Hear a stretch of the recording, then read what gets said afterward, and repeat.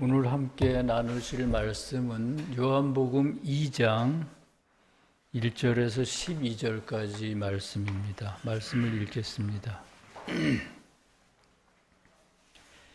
사흘째 되던 날 갈릴리 가나에 혼례가 있어 예수의 어머니도 거기 계시고 예수와 그 제자들도 혼례의 청함을 받았더니 포도주가 떨어진지라 예수의 어머니가 예수에게 이르되 저들에게 포도주가 없다 하니 예수께서 이르시되 여자여 나와 무슨 상관이 있나이까 내 때가 아직 이르지 아니하였나이다. 그의 어머니가 하인들에게 이르되 너에게 무슨 말씀을 하시든지 그대로 하라 하니라. 거기에 유대인의 정결 예식을 따라 두세 통 드는 돌 항아리 6이 놓였는지라. 예수께서 그들에게 이르시되 항아리에 물을 채우라 하신즉 아귀까지 채우니 이제는 떠서 연회장에게 갖다 주라 하심에 갖다 주었더니 연회장은 물로 된 포도주를 맛보고도 어디서 났는지 알지 못하되 물떠온 하인들은 알더라. 연회장이 신랑을 불러 말하되 사람마다 먼저 좋은 포도주를 내고 취한 후에 낮은 것을 내거늘 그대는 지금까지 좋은 포도주를 두었도다 하니라. 예수께서 이 첫 표적을 갈릴리 가나에서 행하여 그의 영광을 나타내심에 제자들이 그를 믿으니라. 그 후에 예수께서 그 어머니와 형제들과 제자들과 함께 가버나움으로 내려가셨으나 거기에 여러 날 계시지는 아니하시니라. 세교에 가르친 계시록 해설 376번의 29항에 있는 말씀을 소개해 드리겠습니다. 주님께서 물로 포도주를 마시는 것은, 물로 포도주를 만드시는 것은 외적 교회의 진리 안에 감추어져 있던 내적인 것들을 여심으로 해서 외적 교회의 진리를 내적 교회의 진리로 만드시는 것을 의미합니다. 오늘은 유명한 가나의 혼인잔치에 대해 말씀드리겠습니다. 주님께서 제자들을 모으시고 막 말씀을 전하시기 시작하던 때였는데 갈릴리 가나에서 혼인잔치가 있었습니다. 그때 주님이 그곳에 참석하셔서 물로 포도식주를 만드시는 기적을 나타내 보이십니다. 본문 1절과 2절에는 주님의 일행이 혼인잔치에 참여하는 모습을 다음과 같이 그리고 있습니다. 사흘째 되던 날 갈릴리 가나에 혼례가 있어 예수의 어머니도 거기 계시고 예수와 그 제자들도 혼례의 청함을 받았더라. 말씀에서 혼례나 혼인잔치는 교회를 나타냅니다. 왜냐하면 교회는 선과 진리 또는 믿음과 삶의 행위가 결합하여 하나가 되는 곳이며 그것을 바탕으로 해서 주님과 주님을 믿는 우리가 영적으로 결혼하는 곳이기 때문입니다. 그래서 그런지 말씀에는 결혼에 대한 비유가 참으로 많습니다. 주님은 왜 큰 도시가 아니고 갈릴리 북쪽으로 6km나 떨어진 외진 마을의 혼인잔치에 참여하셨을까요? 말씀에서 갈릴리는 이방인 또는 이방의 지역을 의미하기 때문입니다. 그러니까 주님께서 갈릴리 가나의 혼례식에 참여하신 것은 참된 진리로 세상에 오신 주님이 교회 밖에 이방인들을 데리고 새 교회를 세우시는 모습을 나타냅니다. 아시는 것처럼 유대교회의 지도자들은 말씀의 진리를 마음대로 왜곡해 이른바 장로의 전통이라는 걸 만들고 그것을 지키도록 교인들에게 강요했습니다. 그와 관련해 마태복음 15장 2절에는 다음과 같은 말씀이 있습니다. 바리새인들이 주님께 당신의 제자들은 어찌하여 장로의 전통을 범하나이까? 떡 먹을 때에 손을 씻지 아니하나이다. 이렇게 말했습니다. 그러자 주님께서 너희는 어찌하여 너희의 전통으로 하나님의 계명을 범하느냐라고 되물으셨습니다. 여기서 장로의 전통이란 구약의 규례들을 유대인들의 입맛대로 바꾼 생활의 계율을 의미합니다. 예를 들면 이런 겁니다. 구약의 말씀에는 피부병이 걸린 사람이나 시신을 만진 사람이 지켜야 할 정결의 규례들이 있었습니다. 주님께서 이스라엘 백성들에게 그런 규례를 내려주신 것은 그 하나하나 안에 영적인 의미가 있었기 때문입니다. 유대 교회의 지도자들은 그런 의미가 있는지 전혀 몰랐습니다. 그래서 그냥 단순히 문자적인 의미로만 그것을 이해했습니다. 그래서 밖에서 들어올 때나 또는 식사할 때는 반드시 손과 발을 씻어야 한다는 식으로 그 정결의 의식의 의미를 이해했습니다.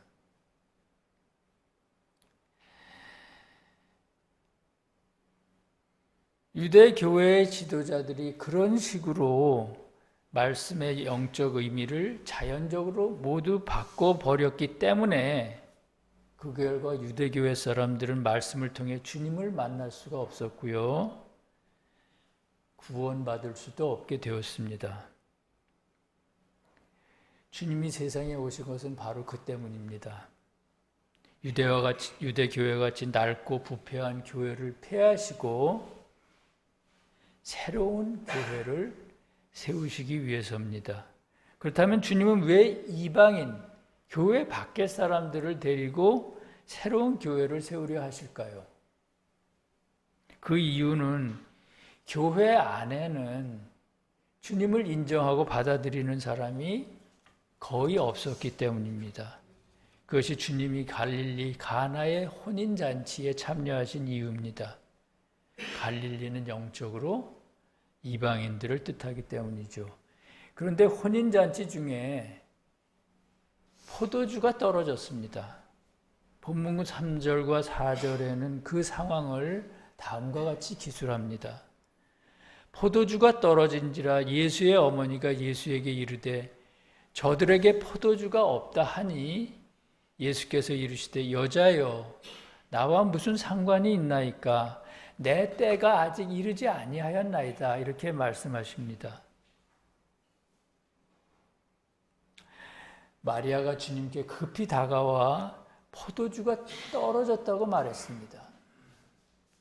포도주가 떨어졌다는 게 무슨 뜻일까요? 이미 말씀드린 것처럼 유대교회 사람들은 구약의 말씀을 마음대로 왜곡해 생명이 없는 죽은 말씀으로 만들어 버렸습니다.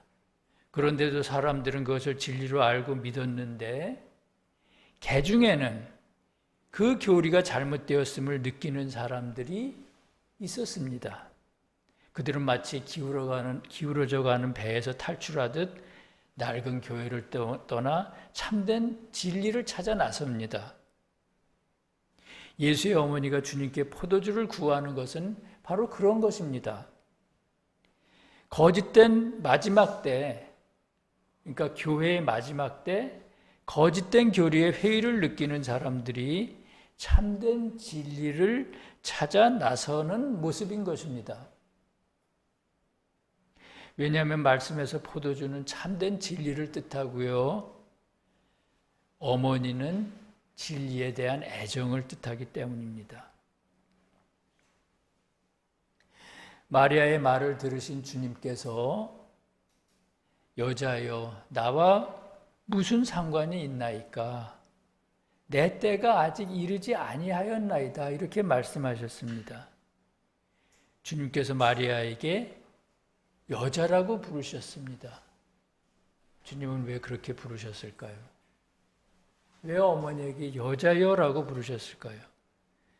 그 이유는 주님은 비록 마리아의 몸을 통해 세상에 오셨지만 아주 어릴 적부터 지옥의 유혹과 싸워 이기시고 그때마다 마리아에게서 받은 몸을 벗으시고 아버지가 주시는 신성한 몸으로 갈아입으셨기 때문입니다. 따라서 공생애를 시작하셨을 때 주님의 몸은 마리아와는 관계없는 신성한 몸이었습니다. 그래서 주님은 마리아에게 어머니라고 부르지 않고 여자여라고 부르신 것입니다. 그리고 다시 내 때가 아직 이르지 아니하였나이다 라고 말씀하셨습니다. 때가 아직 이르지 아니하였다는 이 말씀은 십자가의 마지막 시험을 이기고 부활하시기 전에는 완전한 포도주 또는 완전한 진리를 세상에 보내주실 수가 없다는 그런 의미입니다. 요한복음 14장 16절에는 부활하신 주님에게서 나오는 완전한 진리에 대해 다음과 같이 말하고 있습니다. 내가 아버지께 구하겠으니 그가 또 다른 보혜사를 너희에게 주사 영원토록 너희와 함께 있게 하리라. 이 말씀에서 또 다른 보혜사란 바로 부활하신 주님에게서 나오는 완전한 진리를 의미합니다. 그러니까 주님에게는 아직 가장 큰 시험이 남아있으며 그 시험을 이기기 전에는 주님은 아직 완전한 진리가 아니라는 그런 말씀이겠죠. 그래서 주님은 포도주를 원하는 마리아에게 아직 내 때가 이르지 아니하였나이다 라고 말씀하신 겁니다. 그런데 여기서 주목할 만한 사실은 주님은 아직 때가 되지 않았다고 하는데 마리아는 말씀을 못 들은 것처럼 하인을 불러 예수께서 무슨 말씀을 하시든지 그대로 하라 이렇게 말했다는 겁니다. 마리아는 왜 그렇게 말했을까요? 마리아는 비록 주님을 잉태하고 주님을 낳기는 했지만 천사로부터 주님이 신성 그 자체이신 여호와로부터 잉태하신 분이라는 사실을 알았습니다. 그래서 주님에게 특별한 능력이 있음도 알았습니다. 그래서 아마 주님께서 앞으로 몇 날 더 지속될 줄을 모르는 이 혼인잔치에 포도주가 떨어졌다는 아주 어려운 상황에서 그 상황을 주님께서 해결해 주실 거라고 믿었을 겁니다. 마리아는 그 믿음을 버리지 않았던 겁니다. 그래서 하인을 불러 그렇게 주님이 말씀하시는 것 그대로 행하라 이렇게 얘기를 했는데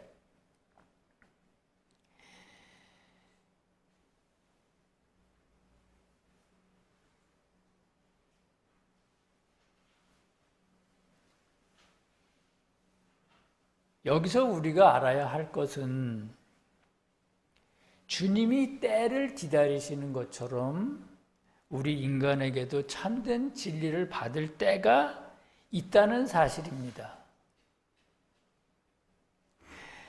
누구나 참된 진리를 받으려고 주님께 구할 때 참된 진리가 주어지지 않습니다. 다시 말하면 사랑이 있는 진리, 능력이 있는 진리가 주어지지 않는다는 거죠.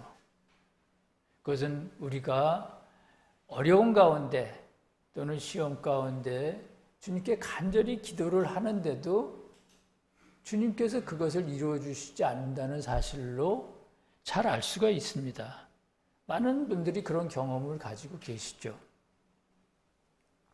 그렇다면 우리에게 참된 진리를 받을 때는 언제일까요? 우리 안에 겉사람이 속사람에게 순종하려고 애쓰기 시작하는 때입니다. 따라서 마리아가 하인에게 예수께서 무슨 말씀을 하시든지 그대로 하라고 얘기한 것은 신앙인의 내면에 있는 겉사람으로 하여금 참된 진리를 받을 때를 준비하라 라고 독려하는 것을 의미합니다. 여기서 하인은 우리 안에 겉사람을 뜻하기 때문입니다. 아시는 것처럼 우리 내면에는 겉사람과 속사람이라는 두 가지 마음이 있습니다. 겉사람은 주로 자연적이고 감각적인 것, 다시 말하면 시각과 미각, 후각과 촉각의 즐거움을 사랑합니다.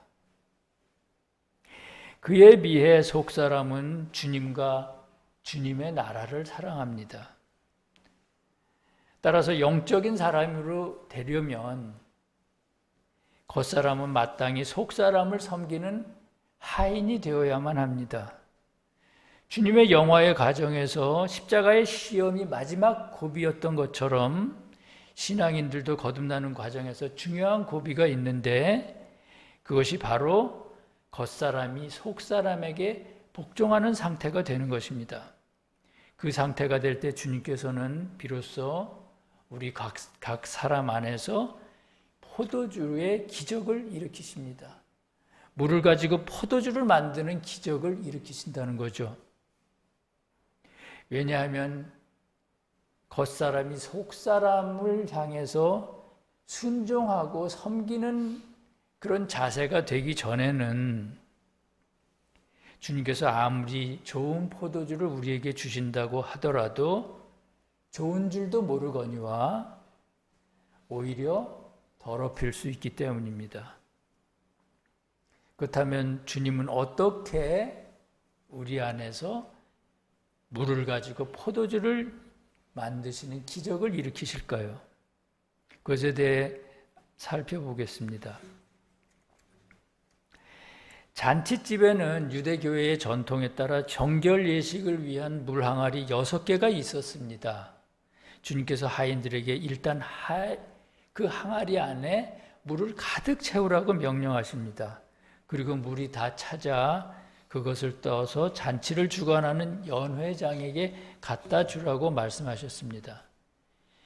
연회장이 하인들이 떠온 물을 마시고는 신랑에게 대개 잔치가 시작될 때는 좋은 포도주를 내놓다가 손님들이 취한 다음에는 질 낮은 포도주를 내놓는데 당신은 끝까지 좋은 포도주를 내놓는군요 라고 말했습니다. 이 말씀에서 6개의 돌 항아리는 주님께서 유대교회에 주신 모든 말씀을 뜻합니다.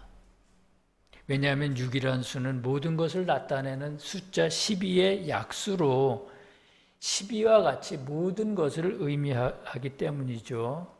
또한 돌 항아리는 진리를 담는 그릇인 말씀의 지식을 나타내기 때문입니다. 그러면 돌 항아리를 가리켜 정결의식을 위한 것이라고 말하는 까닭은 뭘까요? 자연적인 의미로는 항아리에 담긴 물로 잔치에 참여한 손님들의 손과 발을 씻기 위한 것이라는 그런 뜻이겠죠. 그러나 영적 의미로는 항아리에 물로 표상되는 진리로 죄사함을 받을 수 있다는 그런 의미입니다.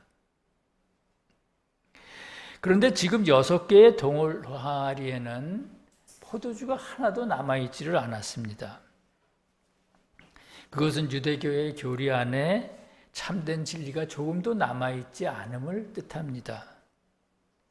그들이 진리를 모두 변질시켜버렸기 때문입니다. 그래서 주님은 교회 밖의 사람들을 모아 타락한 교회를 대신할 새 교회를 세우려 하시는데 돌 항아리에 물을 채우는 것은 새 교회 사람들이 주님으로부터 새로운 말씀을 배우는 것을 의미합니다. 구체적으로 새로운 말씀이란 어떤 걸까요? 신구약 성경의 문자적인 의미와 그 의미 속에 담긴 내적인 의미를 뜻합니다. 그러나 새로운 말씀을 배웠다고 해서 참된 진리를 얻는 것은 아닙니다. 우리가 말씀의 내적 의미에 대한 글을 성문서를 통해서 많이 읽었다고 해서 참된 진리를 얻는 것은 아니라는 거죠. 말씀의 지식은 진리를 담는 그릇에 불과하기 때문입니다. 어떻게 하면 참된 진리, 사랑에 있는 진리를 얻을 수가 있을까요? 한편으로는 말씀에 순종하는 생활을 하고 한편으로는 주님이 열어주신 합리성을 통해 내적인 진리에 다가가려는 그런 노력을 해야 합니다. 내적인 진리를 알아야 하는 이유는 주님의 뜻을 바르게 알고 실천하는 길이 바로 그 내적 진리 안에 들어있기 때문입니다. 본문 8절은 우리 신앙인들의 그런 노력을 하인이 주님의 명에 따라 독에 물을 떠서 연회장에게 갖다 주는 것으로 표현했습니다.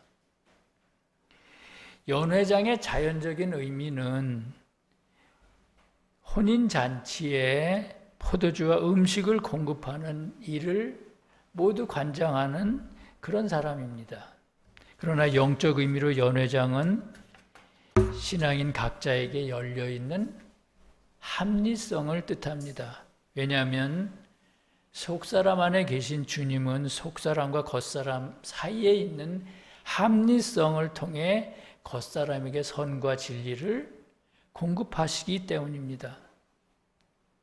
주님께서 시키시는 대로 하인들이 연회장에게 항아리에 물을 떠다 줬습니다. 연회장이 그것을 받아 마시고는 신랑을 불러 말합니다. 본문 10절 말씀입니다. 사람마다 먼저 좋은 포도주를 내고 취한 후에 낮은 것을 내거늘 그대는 지금까지 좋은 포도주를 두었도다. 이렇게 말씀하셨습니다. 말했습니다. 기적이 일어난 겁니다. 하인들이 항아리에서 떠간 것은 물이었는데 연회장이 마신 것은 최상품의 포도주였던 겁니다. 물이 포도주로 변하는 기적에 대해 계시록 해설 376번 29항은 이렇게 설명합니다. 주님께서 물로 포도주를 만드시는 것은 외적 교회의 진리 안에 감추어져 있던 내적인 것들을 여심으로 해서 외적 교회의 진리를 내적인 교회의 진리로 만드시는 것을 의미한다. 여기서 외적인 교회가 내적인 교회가 된다는 것은 우리 각자 안에 있는 교회가 믿음만 있는 교회로부터 믿음과 사랑이 함께 있는 교회로 변하는 것을 말합니다. 그러면 연회장이 신랑에게 사람마다 먼저 좋은 포도주를 내고 취한 후에 낮은 것을 내거늘 그대는 지금까지 좋은 포도주를 두었도다 라고 말하는 것은 무슨 뜻일까요?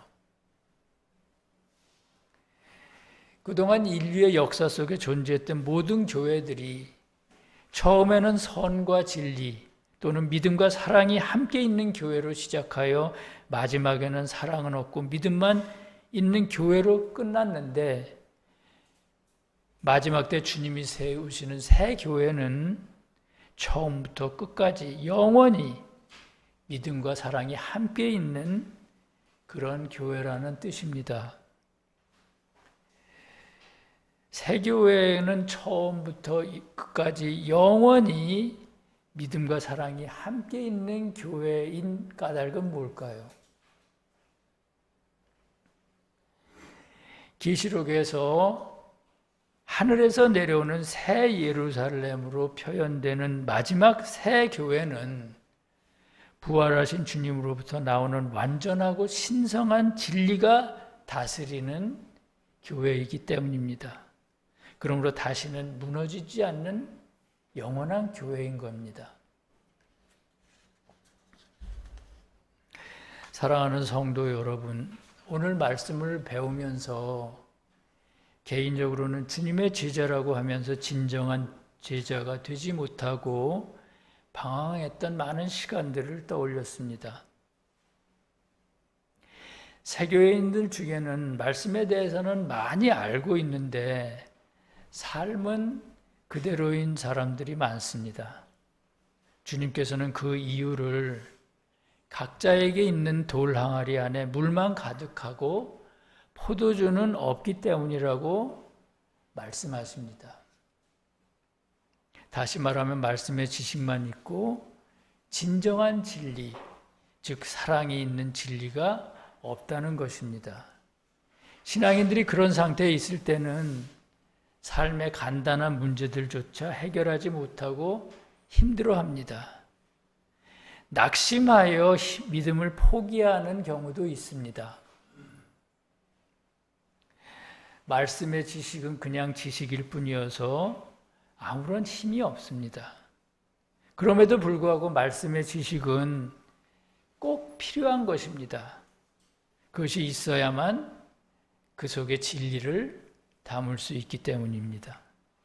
이제 돌 항아리에 물이 채워졌으니 그것을 벗어 부지런히 주님께 가지고 가려고 노력해야 합니다. 그러다 보면 주님께서 우리 각자에게 있는 물을 극상품의 포도주로 만들어 주시는 때가 반드시 올 것입니다. 주님의 그런 기적이 서울세교의 모든 성도와 이 진리를 사랑하는 모든 이웃들에게 일어나기를 간절히 기도합니다. 예수께서 이 첫 표적을 갈릴리 가나에서 행하여 그의 영광을 나타내심에 제자들이 비로소 그를 믿으니라. 아멘. 함께 기도하시겠습니다.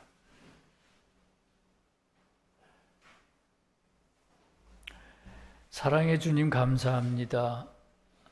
때로는 무덥고 때로는 비바람이 몰아치던 여름이 지나고 선선한 9월이 되었습니다.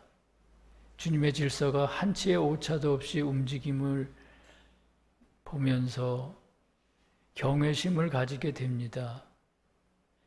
주님, 오늘은 가나의 혼인잔치에 대한 말씀의 의미를 배웠습니다. 말씀 속에는 인간의 이해로는 도달할 수 없는 깊은 지혜가 있을 것이지만 그럼에도 주님께서 저희에게 필요한 만큼 깨우쳐 주셨다고 믿습니다. 주님, 저희 안에 물 항아리가 비어있지 않도록 항상 배움에 힘쓰도록 주님 도와주시옵소서. 항아리 안에 물이 채워져 있어도 포도주가 아니면 쓸모가 없다고 하셨습니다. 배우는 것도 중요하지만 삶에 적용하게 하시고 주님께 의지해서 더 깊은 진리의 깨달음 가운데로 들어갈 수 있도록 주님 도와주시옵소서.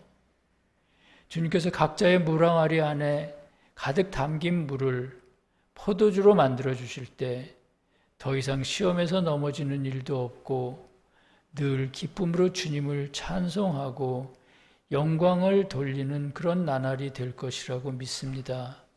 주님, 그런 은혜를 저희 모두에게 내려주시옵소서. 나라와 권세와 영광이 우리 주 예수님께 영원히 쌓옵나이다. 아멘.